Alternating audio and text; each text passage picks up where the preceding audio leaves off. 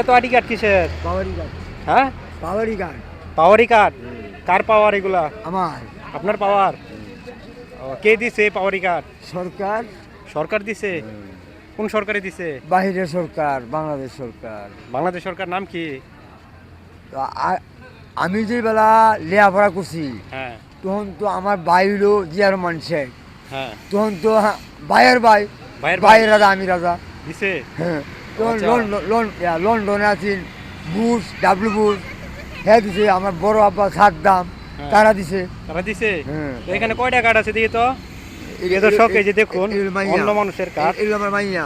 আপনার মাইয়া? হ্যাঁ, এগুলো ভাই যে স্ত্রী স্বপ্না খাতুন, উনি জানি কোথা থেকে আনছে এই কার্ডগুলো। সে বলতেছে তাকে সরকারি দিয়েছে। এটা পিছনে যাও। সে বলতেছে একটু সরকারি দিয়েছে তাকে। এই দেখুন আরো কার্ড আছে। এগুলো পাইলট। মোসাম্মদ লামি আক্তারের কি? পাইলট। পাইলট। ইনি কি হয় আপনার? আমি পাইলট। আমার ভাই পাইলট কোনদিন পাইলট মুখ কোনদিন দেখতে কথা কইতে রে। আপনি পাইলট? হ্যাঁ। ও, এটা কি? ক্যামেরা। হ্যাঁ, ক্যামেরা। প্রিয় দর্শক দেখুন, এটা নাকি ক্যামেরা। দেখছেন? ক্যামেরা দেখ, কার ছবি তুলেন? আর আমি এখন জুজ্জুর মারে আছি, আমি জুজ্জুর হাকিম। সমুদ্র রাজ্য ধরে জুজ্জুরে আছি এই বাতেনগুলোর সাথে, বংশের সাথে। আচ্ছা শুনেন, আমারও কাছে 2 নাম্বারই।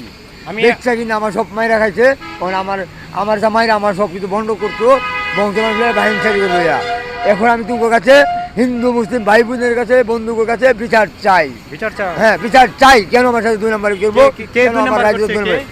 ডাকির নাম্বার, গাই সিরাজ, রব, মেওয়ার, আনিস, এরা করছে 2 নাম্বারই।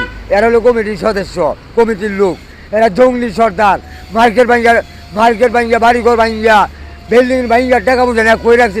এটা বাহরতে হইব পাইয়া। কে রাখছে? কে বাতেনগুলো ডাকির নাম্বার রাখছে, মেওয়ার রাখছে, গাই সিরাজ রাখছে, মোদি নাম্বার, জামাল এরা রাখছে। পৃথিবী বাড়িঘর ভাঙ্গিয়া, টাকা পয়সা কই রাখছে। আমার সমুদ্র বেচছে, রাজ্যটা বেচছে, টাকা পয়সা করে আমার হিসাব বোঝাই দিত না। এটা বিচার চাই সবার সাথে লইয়া। আচ্ছা শুনেন, আপনার বিচার হবে। যারা যারা আপনার সাথে আপনাকে ঠকাইছে সবার বিচার হবে। তো আপনার বাড়ি কোথায় একটু বলবেন? আমার বাড়ি মাওনাচরে পূবে, গ্রাম হলো কেউয়া পূর্বখণ্ড। কেওয়া? হ্যাঁ, কেওয়া পূর্বখণ্ড, উত্তরখণ্ড, দুখণ্ড মাইতে বাড়ি। ও আচ্ছা, 132 নম্বর বাড়ি। 132 নম্বর। হ্যাঁ, এতে দাঁড়ান। শ্রীপুর পৌরসভা। প্রিয় দর্শক, উনি আসলে ওনার কথা শুনে মনে হইতেছে একজন ভারসাম্যহীন মানুষ। তার মাথা 99,000 ডিগ্রির লোক। 1 2 খালি 1 2 1 2। হুম, একজন ভারসাম্যহীন মানুষ। আচ্ছা শুনেন, আমি কি বলি, উনি আসলে একজন ভারসাম্যহীন মানুষ। তার কথা যে আপনারা বুঝতে পারছেন। তো উনি এখন মাওনা আছে, তার বাড়ি সে বলতে কেওয়া। তো তার পরিবারের যদি কেউ এই ভিডিওটা দেখে থাকুন তাহলে অবশ্যই মাওনা থেকে ওনাকে নিয়ে যাবেন।